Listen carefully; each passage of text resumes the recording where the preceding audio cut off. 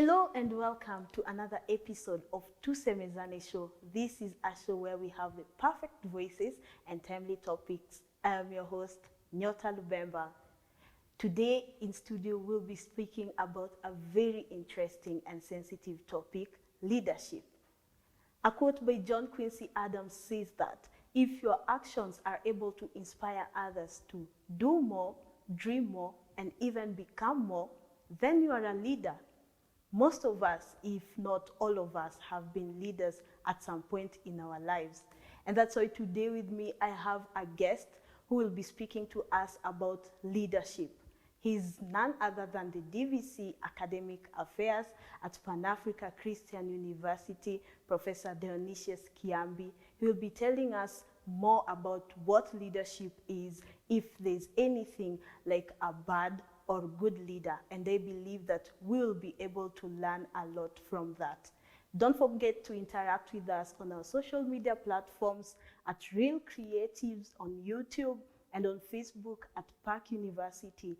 Drop your questions, your comments, and we'll be more than glad to interact with you.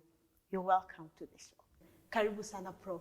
Thank you, Nyota, for having me in this program. You're more than It's welcome. my joy and pleasure Yes. to be your guest You're this welcome. morning.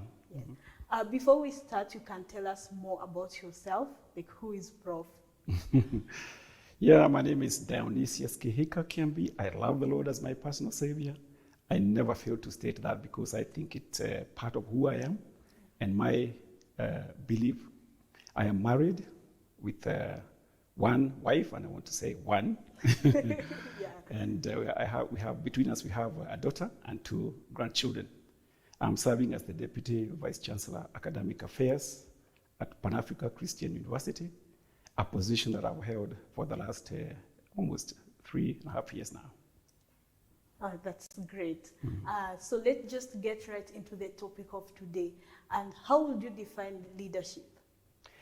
Nyota, before I define leadership, let me start by quoting one of the greatest gurus of leadership, John Maxwell, who says that everything rises and falls with leadership. And to some extent, that is really true because at the heart of every successful institution, at the heart of every successful nation, at the heart of every successful family is the style and the nature of leadership. And this subject of leadership has been studied widely, and there are myths, misunderstandings, misconceptions of what leadership is and what leadership is not. Many leadership scholars have come up with definitions of leadership, but I have my own definition of leadership, which I've picked from various scholars, but I've put the concepts together, and I would define leadership as the ability to influence, inspire, and motivate people towards the achievement of a commonly owned goal or vision. So the key word here is influencing people in order to achieve a goal and a vision. And this goal and vision has to be commonly owned and agreed upon. So that's how I would define leadership. Okay, so leadership is all about influence and inspiration to a specific group of people. Okay, from that definition, how would you describe your leadership style? Before I describe my leadership style, let me also add that leadership is about guiding people and also leading the way towards achieving the desired goal or objective. Therefore, a leader should be a person who knows the way, who shows the way, and leads the way. And leadership starts with the ability to lead yourself as a person. Because if you are not able to lead yourself as a person, then you cannot lead others because you cannot give what you do not have. I would describe my own leadership style as a combination of servant leadership and transformational leadership, because I believe in transforming institutions and the spaces that God has given me in leadership for better, to bring change and transformation in those institutions and spaces. So it's not possible to have a completely one type of leadership. It's usually a combination of one or two, but of course with one type of leadership being more predominant than the other. But I think my predominant one is servant leadership, complemented with transformational leadership. Okay. Are there like some important skills and practices that one should possess as a leader? Nyota, before I get into the skills and abilities, let me also say that in leadership, it is important to recognize what I call 4 Ps. The first P is the person, the leader, the person who is taking the leadership responsibility. And then the second P is the people, because a leader cannot lead himself. He has to lead people, the followers. So without people, who is the leader leading? Then the third P is purpose. What's the purpose? And that's what we talked about, a common goal, a common objective, a common vision. So that is the purpose. What is the purpose? The purpose is to lead people towards achievement or a particular goal and a purpose. And then the fourth P is about the process. You cannot lead within an institutional vacuum. There has to be an institutional framework. There has to be policies and structures in place as enablers of leadership. Then coming to skills and practices, let me say that leadership skills are strengths and abilities individuals demonstrate that help them to oversee processes and also leadership responsibilities. And I would say that they are actually packaged into what I would call 3 categories. The first category is about values. A leader needs to have the right set of values. And the heart of those values is integrity.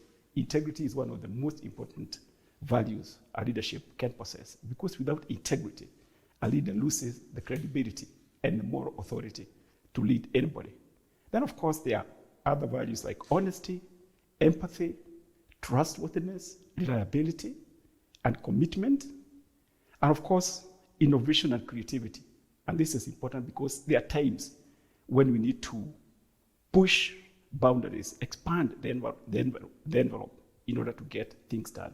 So that is about the values. Then the second set of skills is what I would call attributes that can be learned or taught. And among them is the ability to cast a vision, the skill and ability to cast that vision that people can buy easily. Proverbs 29 verse 18 tells us that without vision, people perish. So the first thing that a leader needs to have is to be able to cast that vision that is compelling and that can be taken up by the followers so that together it can be achieved. Then there is the other issues like relationship building. For a leader to be effective, he or she has to maintain a certain level of amiable and good relationship with the followers. Because if that relationship is not built, then there will be erosion of trust, among other things. Then a leader needs to have good interpersonal skills, especially active listening skills. Not just talking or expressing himself or herself, but also active listening. And active listening is basically asking yourself, what is this person saying? Am I understanding what this person is saying? Am I internalizing what this person is saying?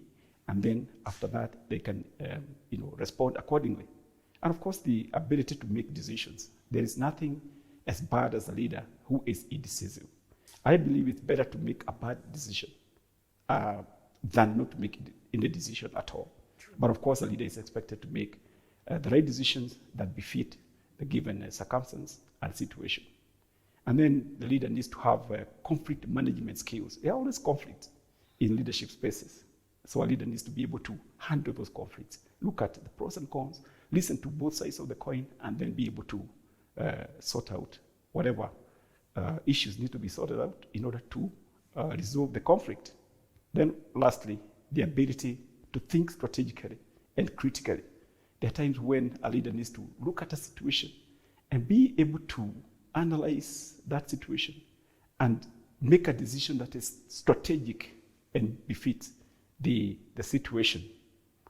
Then finally, there is what I call leadership enablers or leadership practices. These are practices that are actually enable a leader to be seen as fair and just, and as a leader who people can trust. And one of them is fairness and justice. A leader needs to be fair, needs to be just. They need to treat people equally on the same platform, especially in the application of policies. Policies are actually a common platform or a common denominator through which people through which issues should be addressed. So fairness and justice. Then there is an element of mentorship. A leader is a mentor, developing people so that they can become better performers, and creating an enabling environment through motivating, supporting, and encouraging team members. And of course, the ability to recognize and develop potential. There are times when people do not know that they have got certain potential. So a leader needs to be able to call out the potential of that person and bring it out and help them to maximize that potential. Then there's the element of delegation. A leader cannot do everything, so he or she needs to delegate responsibilities to the team members. And not just delegate, but also follow up to ensure that what has been delegated is being implemented. Otherwise, if there's no proper follow-up, you may delegate and find out at the end of a set time period, nothing has been done or little has been achieved. Then, of course, there is the element of giving and receiving feedback. This is very, very critical. Team members need to be given feedback on how they are performing. They need to be told, you're doing well in this area, you're not doing well in that other area, and you need to improve in this or the other way. But the way feedback is given is very, very critical. It has to be done in a positive way, not in a demeaning way, so that the person can actually appreciate that feedback and work on it. And not just giving feedback, but also receiving feedback. A leader needs to receive feedback from the team members, what I call positive critical feedback. And once in a while, when I'm evaluating my staff, I ask them to give me feedback on how I am doing in terms of supporting them to be better workers. And sometimes I get very useful feedback that I use to improve on my leadership. Then finally, there's the element of affirmation and appreciation. Team members like to be appreciated, they like to be affirmed, they like to be recognized. So the leader should not be taking all the glory when things are going right. They need to point out that this so-and-so did this and that, and appreciate so-and-so for this and that. So that appreciation and affirmation is very, very, very critical. So I would say those are some of the, not everything, but those are some of the critical leadership skills and practices that I think are important. That's very great. You have talked about the skills and the practices. So that means that if someone possesses those skills, they are a good leader. So can we say that there is something like a good leader and a bad leader?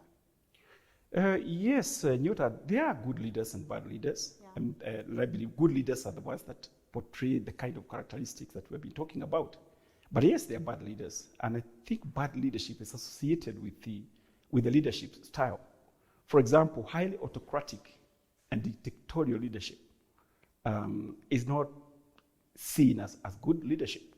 A bad leader, has dictatorial tendencies. They lack empathy for the people that they are leading. Yeah. They just want to get things done, irrespective of the emotional being of that person. So they lack empathy. They are autocratic in their decision-making processes. And if someone is unethical or lacks integrity, certainly that is a bad leader. And bad leaders are associated with biases, egoistic behavior, micromanagement, and being untrustworthy. They cannot, deliver on their promises. So those are some of the elements that are associated with bad leadership. Yes, for sure, they are good leaders and they are bad leaders. And people know, good leaders and bad leaders, Jota. True. Thank you so much to our audience. I believe that you'll continue to follow us. We are talking about leadership with Professor Dionysius Kiambi, and they believe that we are definitely learning things about leadership, what it is, and if there is something like good and bad leadership. You can continue interacting with us on our Facebook page at Park University and on YouTube at Real Creatives. So as we continue with the show, Professor, since leadership involves like a lot of things, how can a leader set their priorities so that they can have an impact on the people they are leading, also that they can have an impact on a project they are working on? Thank you, Nyota. Let me say that setting priority is very important in leadership, as you cannot do everything at the same time. And from where I stand, there are usually 4 compartments of setting priorities. The first compartment is what I call urgent and important. A leader ought to know what are the urgent things and they're important. For example, if there is a governing council meeting coming next week, and there are some actions that have not taken, and I know need to be taken, that becomes urgent and important because the governing council is a very important governance body of the university. The actions are needed, and the meeting cannot be postponed and pushed forward, so that becomes urgent and important. Then there is the compartment of important but not urgent. Something needs to be done, yes, but perhaps the deadline is very far, or there is no urgency about it, but yet it needs to be done. Yeah. So there's that category of important but not urgent. And then the third component is urgent but not important. These are sometimes things that people bring to you. Can you do this for me? Can you do that for me? Yeah. For them, it is urgent. It looks urgent, but it is not that important. Yeah. Yes. And then finally, there are those things that are not urgent and not important, and they can always be pushed to a later date. So every now and then you need to, as a leader, you need to ask yourself, what are the urgent and important things? Something that was important but not urgent can suddenly become urgent and important because perhaps the deadline is becoming closer, or the other issues that need to be considered. So you can always interchange these compartments. But for proper planning and long-range planning, I like using the concept of GROW. It's a GROW model, where G stands for goal. So as a leader, you need to set goals with your team members and ask yourself, what goal are you setting? And what specific activities are you trying to achieve? What specific change do you want to bring about? And what outcome do you want to see? So that is goal. That is G. And then there is R for reality check. As a leader, you need to discuss with the team and look at the reality check. How far is the achievement of your goal from where you are? What do you need to do that you are not currently doing?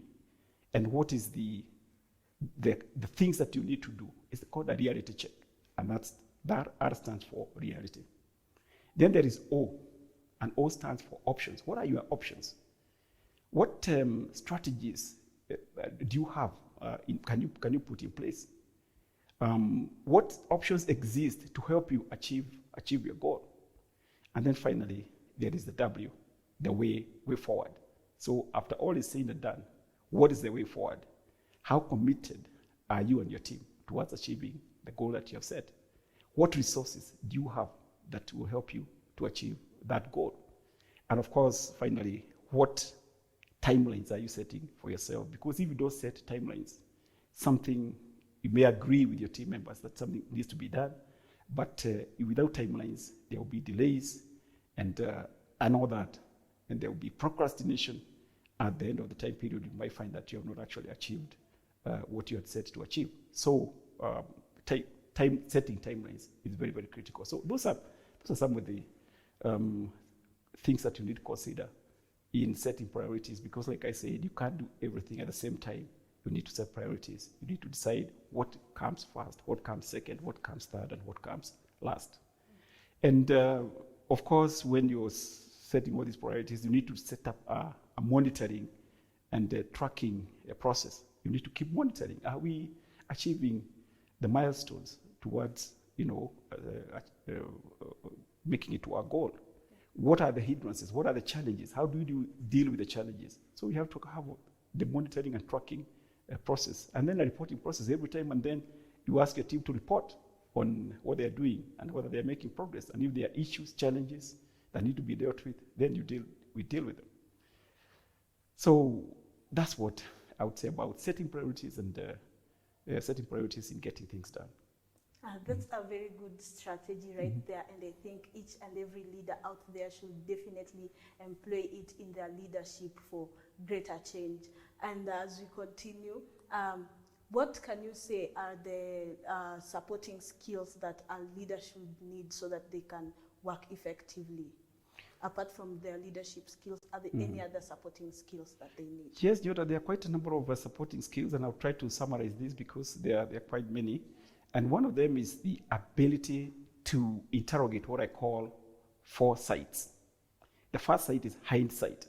And hindsight is about asking yourself as a leader, where are we coming from? And how does that inform where we are going?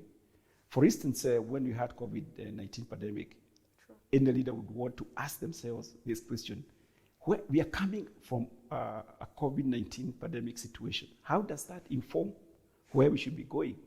You know, what are some of the lessons that we have learned that we can apply going forward? So that is hindsight. Then there is insight. And insight is a deep understanding of what is going on, deep understanding of the issues, the challenges that exist. That is insight. And then there is oversight. Oversight is the ability to ensure that everything is functioning properly. If you have delegated responsibilities, people are doing what they're supposed to do, and they are reporting. That is oversight. Having an overall bird's eye view of what's going on and coming into terms with it. Then the last sight is foresight, planning ahead. You cannot wait until things happen. For example, there are a lot of things happening within the educational sector. As leaders, we are actually asking ourselves, going forward, how do we organize ourselves to take care of all the changes that are taking place within the academic, the higher education space? For example, issues of CBC and all that. So that is foresight, planning ahead so that you're not caught up unawares. Then there is flexibility. A leader needs to be flexible because leadership circumstances change and situations change. So a leader needs to be flexible and also be able to embrace and adapt to change. Change is inevitable. Change will come, whether we like it or not. In 2020, we had the COVID-19 pandemic. Yeah. We don't know what will come in 2024 or 2025. And a leader needs to be able to embrace change and be able to adapt to change and changing circumstances. Then a leader needs to have the ability to take what I call calculated risks. You don't need to see the whole picture before you take a decision. There are times when a leader will need to take a calculated risk after assessing the situation and saying, okay, we don't have we cannot see up to the end of the tunnel, but we can make a decision even then. And then the discernment, this is very important for a leader to have ability to discern. That's inner connection with God that tells you, things are not working right. If we go that direction, we will not go anywhere. And that is connected with relationship and intimacy with God. As a leader, especially in the Christian space, one has to have a very high level of intimacy with God so that you can hear the voice of God guiding you and telling you this is the way, walk in it. This is the direction that I would like you to take the institution. In the book of John chapter 10, verse 27, Jesus told his disciples, my sheep listen to my voice. I know them and they follow me. So that tells us that as a leader, you need to be very close in your walk with God so that you can hear his voice guiding you and instructing you on the way to go. Thank you so much for that. Yeah. As we wind up, what was the hardest decision that you have ever taken as a leader? I have made many difficult decisions in my leadership journey. Yeah. But one that comes into my mind that was quite recent was during the 2020 COVID-19 pandemic, yeah, when, as you all know, we were all thrown into disarray because of the COVID-19 pandemic and the institutions were all closed. So the question that I had to deal with as the Deputy Vice Chancellor of Academic Affairs is how do we sustain learning and teaching under this environment? It was challenging. And before then, we had started on a journey of putting our programs online. But there was a lot of resistance from both faculty and students. We were not making much progress. But when COVID-19 pandemic hit us, I had to make a decision and influence the people that I serve with that we don't have a choice but to move all our academic programs online. Otherwise, we would have to close the university. It was hard. It was difficult. There was still some resistance, but I had to make that decision and influence the people that I work with to to go with me along that decision. What enabled us to really succeed was the spirit of teamwork. Yeah. Everybody bought in that idea, and everybody did what they needed to do. The ICT support staff worked very hard to train both faculty and students on online learning and teaching. We had what you call champions of e-learning, champions, people who themselves were trained and were willing and went along teaching others in their own spaces, so that all of us could get that capacity to fully go online as far as learning and teaching is concerned. It was a hard decision, it was difficult, but with the help of God and with the help of my teammates, we were able to pull it through. So today, Park University has made its name as a center of excellence in online learning and teaching. And to exemplify that, we just concluded a consultancy from GIZ to train 30 universities in East Africa region in matters online learning and teaching. And we're carrying out some follow-up activities. Wow, that's very amazing. Thank you so much, Prof, for your time and for helping us learn more about leadership. I believe that people back at home have learned more and have also gotten a lot from Prof about leadership. So before we close the show, maybe a parting shot before we wind up. Yeah, Nyota, my parting shot is that leadership presents a great opportunity for people to bring positive change and transformation in families, institutions, and even in nations. It's actually a God-given opportunity to bring the desired transformation in all these spheres that I've talked about. It is also an opportunity for leaders to multiply themselves. And I want to unpack that a little bit. A leader portrays certain qualities and characteristics and attributes, and he or she influences the followers to take up the same values and attributes. In a way, the leader is multiplying himself or herself.